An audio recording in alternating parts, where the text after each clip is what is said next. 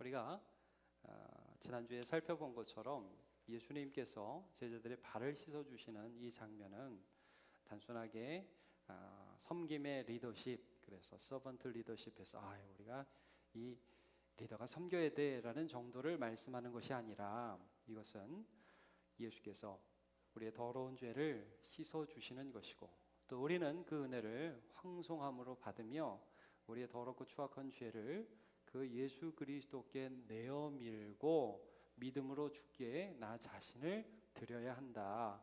이것이 십자가의 은혜와 그 은혜를 받아들이는 우리의 믿음에 대한 분명한 예표가 된다 하는 것을 말씀을 통해서 우리가 점검을 했습니다. 예수님께서 이 발씻음에 대하여 강조할 때 베드로가 절대 못 씻습니다 라고 말을 하니까 예수님이 8절 마지막에 이렇게 말씀을 하시죠. 내가 너를 씻어주지 아니하면 내가 나와 상관이 없느니라. 관계가 없다. 내가 너를 씻어주지 않으면 너하고 나는 모르는 사람이다, 아는 사람이 아니다. 이 굉장히 중요한 말씀입니다.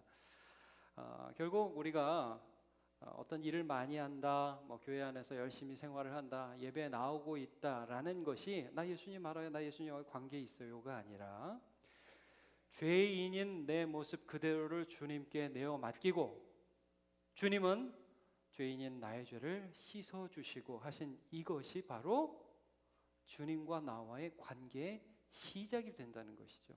이것 없이 단순하게 내가 무슨 일들을 많이 한다, 이런 것들은 마치 사상누가 모래 위에 집을 쌓는 것과 똑같은 것이라는 것을 말씀해 주고 있습니다. 분명히 예수님은 발 씻음을 통해서 죄 씻음의 의미를 설명해 주셨고, 이것은 곧 우리와 주님과의 관계가 시작되는 것을 의미합니다. 더러운 죄를 씻음으로 주님과 우리의 관계가 시작되는 것입니다. 마태복음 7장 21절을 보면 예수님이 이런 말씀을 하셨습니다. 나더러 주여 주여 하는 자마다 다 천국에 들어갈 것이 아니요 다만 하늘에 계신 내 아버지의 뜻대로 행하는 자라야 들어가리라. 우리가 아쉬울 때, 주님 아쉬울 때 이런 것 좀 도와주세요, 십자가와 관계없이 죄 씻음과의 관계가 없이 주님의 이름을 부르는 것만으로, 혹은 내가 교회에서 어떤 일들을, 대단한 일들을 한다는 것만으로 우리가 구원과 영생을 얻었다고 생각한다면 오산이라는 굉장히 무서운 말씀입니다. 여기에 이런 해설이 더 있습니다. 22절. 그날에 많은 사람이 나더러 이르되, 그날은 어떤 날이냐면 주님이 이 땅에 다시 오실 날입니다. 2000년 전에 오셨던 예수님께서 이제 다시 이 땅 가운데 오셔서 주님을 나타내실 그날에 많은 사람들이 주님을 보고 주여, 주님, 제가 주님의 이름으로 선지자 노릇도 했고요, 주님의 이름으로 귀신도 쫓아냈습니다, 주님의 이름으로 많은 권능을 행했습니다, 제가 예수의 이름으로 그러면 기적들이 일어났습니다. 근데도 저 모르신다고요? 예수님의 대답이 이겁니다. 23절에 보니까 그때 내가 그들에게 밝히 말하되 내가 너희를 도무지 알지 못하니 불법을 행하는 자들아 내게서 떠나가라 하리라. 굉장히 무섭죠. 관계가 없는 상태에서 일을 했기 때문에, 모르는 사람이니까 이것이 아무런 의미가 없다는 것이죠. 예수님께서 그래서 영생을 어떻게 규정하셨는가? 요한복음 17장 3절 같이 한번 이걸 읽어보죠. 같이 시작. 영생은 곧 유일하신 참 하나님과 그가 보내신 자 예수 그리스도를 아는 것이니이다. 여러분, 이런 거 있죠. 우리가 서로 아는데 관계가 있는 거예요. 멀리서 보고 저분이 있다, 이게 아니라 그분이 내 발을 씻어주시는 경험이 있는 거예요. 여기에서 하나님과 우리 사이에 관계가 시작되고요, 예수님은 철저히 발 씻음이라는 이 비유적인 예표적인 표현을 통해서, 행동을 통해서 우리가 하나님과 십자가 앞에서 관계를 가져야 함을 강조하고 있는 것입니다. 여러분, 예수 그리스도 앞에 죄인인 나의 모습 그대로 나아가서 예수님과 함께 하나님과의 놀라운 관계가 시작되는 성도임을 늘 체크하시고, 이거 확인하시고 신앙생활 하시기를 축복합니다. 자, 베드로는요, 이게 너무 황송하니까 제발 씻으면 안 됩니다. 주님, 이거는 아닌 것 같아요. 제가 주님을 씻어야지요 라고 계속해서 주님께 말씀드리다가 주님이 이렇게 너와 내가 상관이 없느니라, 너 나하고 상관없고 구원받은 백성이 아니야, 내가 안 씻어주면, 이렇게 말씀을 하시니까 당황했겠죠, 여러분. 안 그렇겠습니까? 아니, 베드로 목숨 걸고 주님 따르던 사람입니다. 다 버리고 주님 따르던 사람입니다. 근데 주님이 야, 내가 너 안 씻어주면, 네가 네 발 안 내밀면 너 끝까지 괜찮은 사람인 척하고 그렇게 살아가고 주님 저를 받아주세요라고 죄인인 그 모습대로 나오지 않으면 너 나하고 상관없어. 상관없다는 말에 굉장히 마음이 힘들었을 것 같아요. 이거하고 똑같죠? 우리 헤어져, 뭐 이거하고 똑같잖아요. 굉장히 힘들었을 것 같아요, 이 말씀이. 그래서 베드로가 뭐라고 대답을 하느냐, 베드로는 또 솔직하게 이렇게 얘기합니다. 시몬 베드로가 이르되 주여, 내 발뿐 아니라 손과 머리도 씻어 주옵소서. 이제 상관이 없다니까 또 상관 관계 더 친해지는 거, 그럼 베드로가 또 질 수 없죠. 열정이 생기잖아요. 그러니까 주님, 그러면 발 씻으면 관계 있어요? 손도 씻어주세요, 머리도 씻어주세요. 막 내미는 거예요, 이렇게. 베드로의 마음이 어떻게 보면 이해가 갑니다. 베드로는 그렇게 주님과 더 가까워지고 싶었던 것이죠. 그러니까 어떻게 보면 이 말씀에 불안을 느꼈던 베드로에게 주님께서 안심의 말씀을 이렇게 말씀해 주는 거예요. 자, 10절 보시면 예수께서 이르시되 이미 목욕한 자는 발밖에 씻을 필요가 없느니라 온몸이 깨끗하니라 너희가 다 깨끗하나 다는 아니니라 하시니. 자, 이겁니다. 분명히 죄 씻음이 8절 이전에는 예수님이 더러운 죄를 염치불구하고 주님 앞에 내놓아야 한다는 의미에서 발 씻음이라는 비유를 통해서 표현하셨습니다. 잘 들으세요. 정신 차려야 돼요. 죄 씻음을 더러운 죄를 씻어야 된다. 내 더러움, 내 가장 부끄러운 부분, 정말 그 가나안 땅에 먼지 나는 그곳에 샌들 신고 다녀서 떼국물이 그냥 씻을 때마다 줄줄줄줄 나오는 그 더러운 발, 내 숨기고 싶은 그런 모습들을 주님 앞에 내보여야 한다는 의미에서 십자가의 은혜를 발 씻음에 비유하셨다면, 이제 주님, 저 주님과 관계하고 싶어요 라고 손과 머리도 씻어달라는 베드로에게 예수님이, 근데 이 십자가의 은혜, 죄 씻음의 의미는 씻고 계속 씻어야 하는 그러한 의미가 아니라, 잘 들으세요, 단번에 완전한 사죄를 이룬다는 의미에서 목욕이라고 표현하신 겁니다. 이해하시겠어요? 단번에 완전한 제사를 이룬, 완전한 죄 씻음을 이룬다는 의미에서 목욕이라는 단어를 사용하신 겁니다. 너희는 이미 목욕한 자다라는 표현을 지금 사용하고 계십니다. 히브리서 10장 10절을 한번 보죠. 이 뜻을 따라 예수 그리스도의 몸을 단번에 들이심으로. 자, 십자가는 반복적 제사가 아니라 예수님이 단 한 번의 완전한 제사로 예수님이 오시기 전, 예수님 시대, 예수님이 오신 후에 있던 모든 믿음의 사람들의 죄를 사하시는 완전한 제사였고요. 우리의 입장에서 본다면 무슨 의미냐? 우리의 입장에서 본다면 예수 그리스도를 믿는 믿음으로 거듭난 것은 한 번 씻어주셨으니까 다음에 죄를 지으면 그 다음에 또 한 번 십자가의 은혜에서 다시 거듭나야 되고 다시 거듭나야 되고 다시 거듭나야 되고 하는 그런 것이 아니라 한 번의 믿음으로 주님의 자녀가 되는 것이에요. 여러분, 이거죠. 대학 들어가는데, 서울대 입학하는데, 무슨 뭐 좋은 대학 들어가는데, 여러분 입학 몇 번 합니까? 입학식 몇 번 해요? 한 번 하죠. 이걸 지금 목욕에 비유한 겁니다. 여러분, 우리가 천국에 몇 번 들어가죠? 한 번에 들어가는 겁니다. 물론 우리가 죽은 다음에도 천국에 들어가지만 그건 이미 들어간 천국인 것이에요. 이미 들어간. 우리는 예수 믿으면 단번에 영생을 누리는 것입니다.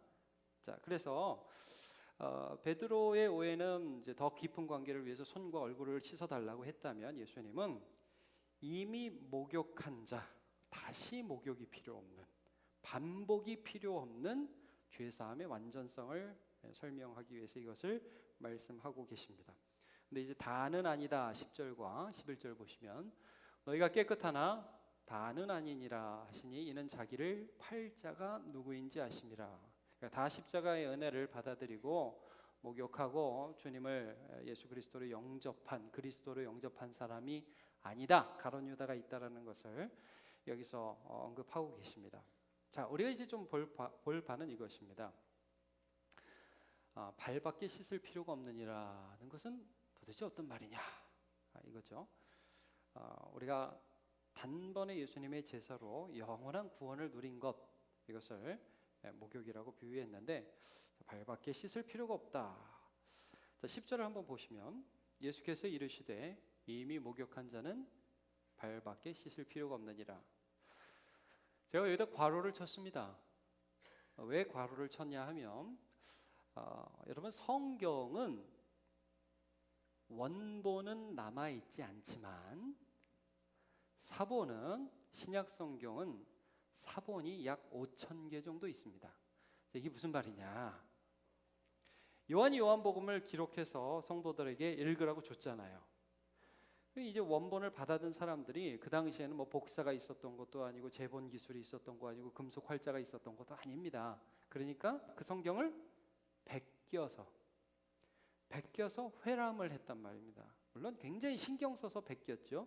그 베낀 책들을 이제 사본이라고 합니다. 사본학에 의하면 이 사본들이 얼마나 성의 있게 베꼈었는지 거의 일치한다는 거예요. 그 원문의 뜻을 그대로 드러낸다는 거예요. 근데 이 요한복음 13장 10절에 관하여 사본에 약간의 차이가 있습니다. 초기 사본일수록 발밖에라는 말이 없고 후기 사본일수록 발밖에라는 말들이 있어요. 그러니까 무슨 말이냐? 예수께서 이르시되 이미 목욕한 자는 씻을 필요가 없느니라가 아마도 원문이었을 가능성이 높다는 말씀입니다. 여러분, 이거 이해하시겠습니까? 그런데 이 발밖에라는 단어를 회람하면서 거기다 추가함으로써 이 뜻의 의미가 무엇인지를 더욱 분명하게 했던 것으로 보입니다. 씻을 필요가 없이 완벽한 씻음이에요. 그러나 우리가 또 살아가면서 발밖에 씻을 필요가 없다라는 것들을 이 문장에서 좀 해석을 해준 것으로 보여요. 자, 뭔 소리냐? 자, 이겁니다. 여러분, 목욕한 자가 발을 씻는 겁니다. 이래도 모르시겠다는 분들이 많이 계실 수 있는데 이런 거예요. 여러분 오늘 좀 씻고 오셨습니까? 네. 자, 목욕은 언제 하셨어요? 사실 여러분, 목욕을 어제 했다고 뭐 우리가 계속 목욕 안 합니까? 요즘 우리 맨날 샤워하죠. 매일 샤워하시죠. 그러잖아요. 뭐 오늘 씻었다고 내일 안 씻고 그런 건 없잖아요. 근데 이제 예수님이 여기서 목욕과 발 씻음을 어떤 의미로 사용하셨는지 좀 볼게요. 목욕은 영원한 한 번의 완전한 씻음을 말씀한다면 이런 거죠. 발 씻음은 부수적인 게 본질적이 아닌 거예요. 그러나 중요한 부분들, 더러운 것들을 씻는 건데, 제가 이렇게 질문할게요, 여러분. 자, 깨끗한 사람이 씻습니까? 더러운 사람이 씻습니까? 다시 한번 잘 생각해 보세요, 여러분. 잘 생각해 보세요. 깨끗한 사람이 씻습니까? 더러운 사람이 씻습니까? 네, 아까보다 훨씬 더 깨끗하니 많이 나온 것 같아요. 우리 생각으로는 더러운 사람이 씻는 게 논리적으로 맞죠? 그렇죠? 근데 현실적으로 보세요. 깨끗한 사람이 씻어요? 더러운 사람이 씻어요? 네, 저도 애들을 키워보니까 한 번은 애들이 그런 때, 한 번은 아니라 태어나서 한 10년 정도는 잘 안 씻더라고요. 근데 어느 순간 되면서 정말 몸에 광을 내는 시기가 오더라고요. 야, 나와라. 목욕탕에 좀 나와라. 안 나와? 닦고. 이제 그 시기가 되면서부터는 열심히 씻죠. 여러분 깨끗해서 씻을까요? 더러워서 씻을까요? 자, 이런 겁니다. 제가 어린 시절 기억해 보면 동네 연탄 가게가 있었습니다. 연탄 가게 아저씨들은 제가 늘 그 얼굴을 뵈면 얼굴이 늘 좀 까맣고 그랬었어요. 여러분 생각나십니까? 제가 그분들을 한 번은 목욕탕에서 본 적이 있어요. 정말 오랜만에 오신 것 같더라고요. 근데 이게 안 빠져요. 이게 잘 안 빠져요. 근데 여러분 이렇게 생각해 보죠. 우리가 목욕을 했어요. 정말 때 빼고 광 내고 샤워를 하는 게 아니라 정말 때 빼고 광 냈어요. 그리고 목욕탕을 딱 나와가지고 가다가 똥 밟았어요. 그러면 여러분 그거 씻어야 돼요? 안 씻어야 돼요? 왜 씻죠? 깨끗한데 더러운 게 묻으니까 씻는 거예요. 이게 무슨 말이냐? 여러분 우리가 논리상으로는 이런 거예요. 이제 깨끗해졌으니까 모든 죄를 용서받았으니까 더 이상 어떠한 죄에도 회개할 필요가 없다 말 되는 것 같죠? 여러분 이렇게 얘기하는 대표적인 이단이 어디입니까? 구원파입니다. 우리가 씻었다 이거예요. 완벽한 구원을 얻었다. 그러니까 삶에서 모든 죄를 용서받았는데 무슨 죄 용서함을 또 구하냐? 사회적인 불의를 많이 일으켰죠. 이런 교리들이 있습니다. 근데 여러분 실제적으로는 이건 거예요. 우리가 죄 씻음을 받았고 그리스도 예수의 보혈의 은혜로 하나님의 자녀가 되었기 때문에 그때부터 죄가 죄로 보이기 시작해요. 여러분 제가 필리핀에도 가봤는데요. 애들이 수영을 해요. 강에서 수영을 합니다. 근데 강 위에 뭐가 떠다니는지 아세요? 배설물이 떠다녀요. 거기서 수영해요. 그걸 더럽다고 생각하지 않아요. 제가 잘은 모르지만 걔들이 수영하고 나와서 똥 밟으면 똥 그냥 대충 털어버릴 것 같아요. 왜? 그냥 거기서 수영했으니까. 근데 여러분 우리가 예수 그리스도의 보혈 가운데 씻음을 받아서 깨끗함을 받았어요. 주님을 알아요. 하나님을 알아요. 나의 죄를 위해 십자가에 달리신 주님을 알아요. 그리고도 죄를 지으면 마음이 편해요? 죄가 죄로 느껴지기 시작하죠. 주님께서 이것을 말씀하시는 것입니다. 그러므로 우리가 진정 목욕한 자이기 때문에 하나님 앞에 발을 씻는 자로 살아가라는 말씀입니다. 자, 여러분 요한 1서 1장 6절에서 좀 이 부분을 말씀하는데요. 자, 만일 우리가 하나님과 사귐이 있다 하고, 여러분 이게 영생을 사귐이라고 그랬어요. 우리가 예수 믿는 거예요. 우리가 하나님 믿는 거는요, 하나님과 사귀는 거예요. 제가 청년들한테도 이렇게 물어보죠. 너 요즘 연애하냐? 너 쟤랑 사귀냐? 그래요. 여러분 우리가 구원받은 걸 이렇게 표현할 수 있습니다. 우리 하나님하고 사귀는 겁니다. 하나님하고 연애하는 겁니다. 그게 신앙생활입니다. 하나님과 사귐이 있다 하고 그러면서 어둠에 행하면, 죄를 계속 반복적으로 죄를 계속 내 마음대로 짓고 살면 그건 거짓말하는 거고 진리를 행하지 아니함이에요. 실수로 죄를 짓는 게 아니에요, 여러분. 죄를 하나님과 사귀어, 난 하나님 알아 그러면서 내 것으로 의도적으로 계속 죄를 막 범하면서도 뻔뻔하게 이렇게 괜찮아, 이거는 진짜 믿음이 아니라 가짜라는 거예요. 8절, 만일 우리가 죄가 없다고 말하면 나는 죄 안 져, 나는 죄 없어, 스스로 속이고 또 진리가 우리 속에 있지 아니합니다. 그런데 만일 우리가 우리 죄를 뭐하면요? 자백하면, 고백하면, 회개하면 그는 밉보시고 의로우사 우리 죄를 어떻게 하세요? 용서해 주세요. 우리를 모든 불의에서 깨끗하게 하실 것입니다. 자, 여러분 그래서 목욕은 저희 여기 보시면 목욕은 단번에 이루는 거듭남을 말씀합니다. 우리식으로 말하면 믿음 혹은 회심이라고 얘기할 수 있어요. 회심, 컨버전이라고 하는 그러죠. 근데 발 씻음은 반복적으로 내가 씻음 받았기 때문에, 내가 예수 그리스도의 자녀가 되었기 때문에 주님 앞에 나의 죄를 고백하는 회개를 말해요.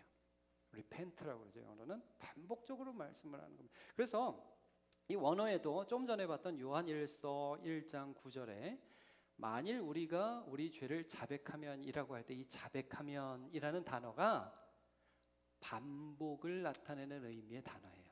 이 헬라어는 그런 시제가 있어요. 계속해서 반복해서 죄를 고백한다는 의미예요. 여러분 이게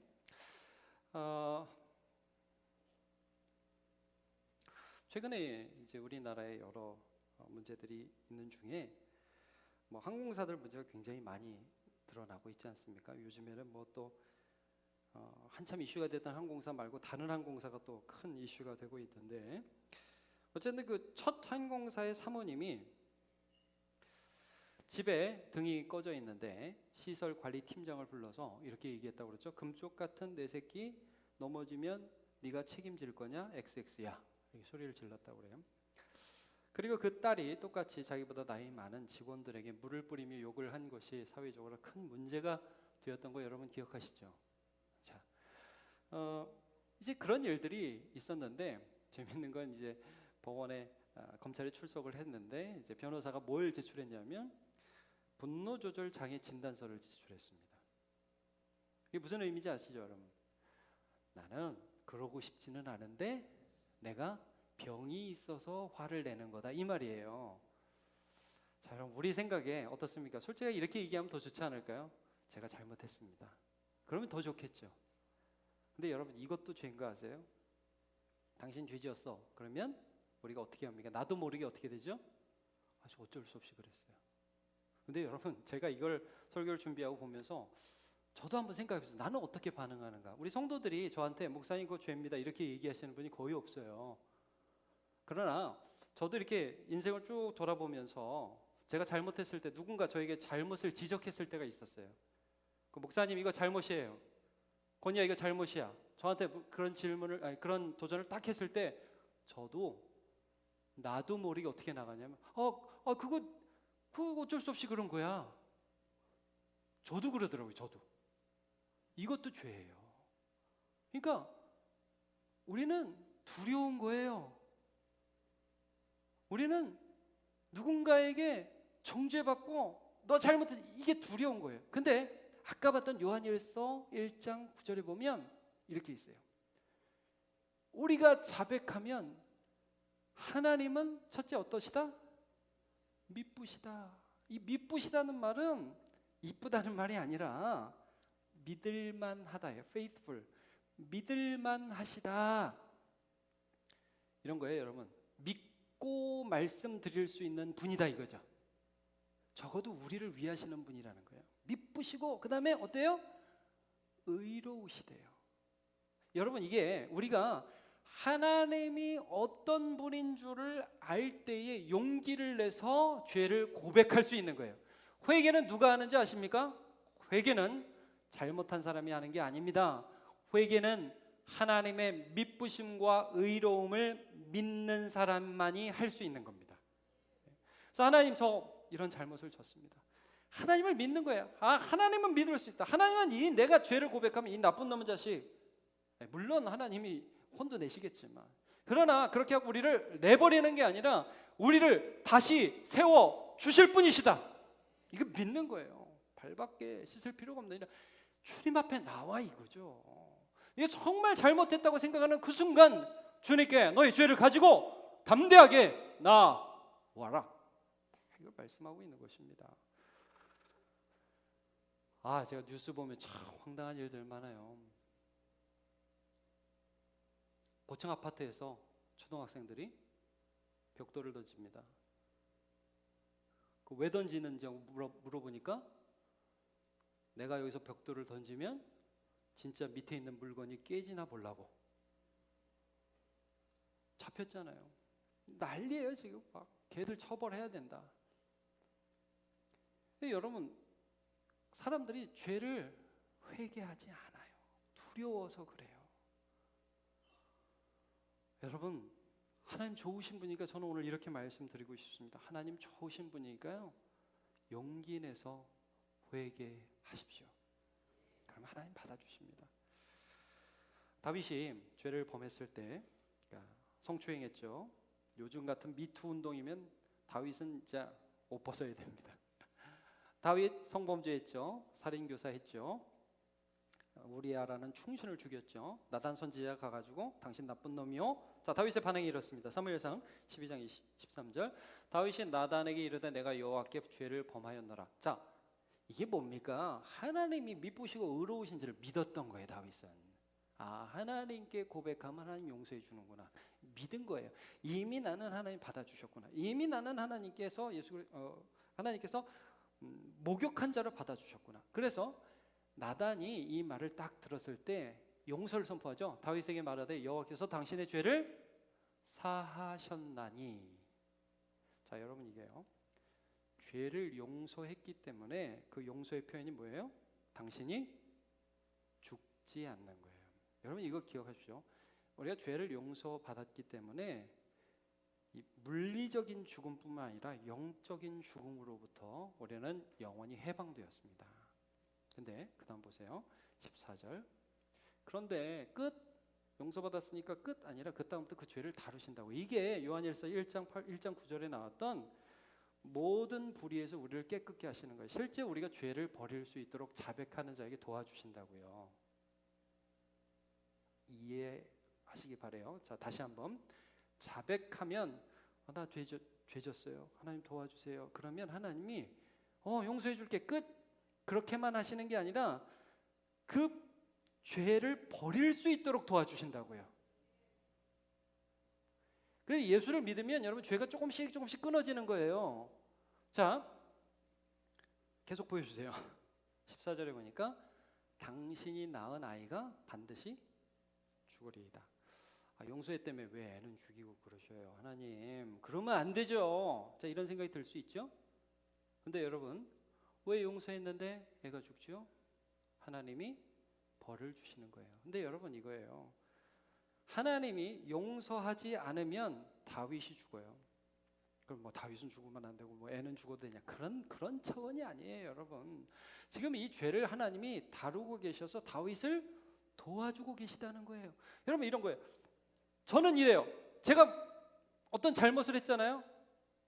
근데 어떤 대상이 저희 위에 계신 사장님께서 제가 어떤 잘못을 했는데 뻔히 알아. 근데 가만히 있어. 아무런 벌도 안 내리셔. 불안해요? 기분이 좋아요? 불안해요, 여러분. 내가 알고 그분이 하는데. 그러니까 주님이 거기에 대해서 이 벌을 내리심으로 종결을 하고 또 다윗이 다시 그 죄를 짓지 않도록 도와주시는 거예요. 여러분 제가 하나 깨달은 거 있습니다. 벌은 아들이 받는 겁니다. 벌은 아들이나 딸이 받는 거예요. 이게 무슨 말이냐? 여러분 지나가는 애가 잘못해요. 뭐라 그래요? 쯧 나쁜 놈. 그러고 지나가죠. 근데 지나가는 애가 잘못한 게 아니라 내 자식이 잘못해요. 어떻게 해요? 불러다 놓고 죽을래? 살래? 한 대 때리죠. 여러분 징계는 다 받는 것이 아니요. 너희에게 징계가 없으면 사생하라고 그랬어요. 하나님이 자백하는 자에게 앞으로 그러지 마! 똑바로 말씀해 주세요. 그러나 여러분 우리는 거기서 사랑과 자유를 느끼는 겁니다. 그러나 여러분 우리가 이제 죄사함에 대해서 쭉 다루고 있잖아요. 우리 자신을 주님께 드리는 거예요. 황송함으로. 그리고 이것은 영단번의 완전한 씻음이에요. 반복이 필요 없어요. 그런데 이렇게 용서받았기 때문에 우리는 용기 내서 용서받은 자만이 용서를 구할 수 있다니까요, 여러분. 이 진리 굉장히 중요한 진리입니다. 여러분, 용서받은 자만이 용서를 구할 수 있는 거예요. 하나님 앞에 담대히 나아가시길 바랍니다. 시편 119편 67절 마지막입니다. 요거 같이 한번 읽어보죠. 시작. 고난 당하기 전에는 내가 그릇 행하였더니 이제는 주의 말씀을 지키나이다. 아멘. 여러분 하나님과의 관계를 통해서 하나님과의 사귐을 통해서 날마다 용서함 받고 깨끗게 하시는 은혜를 맛보는 저와 여러분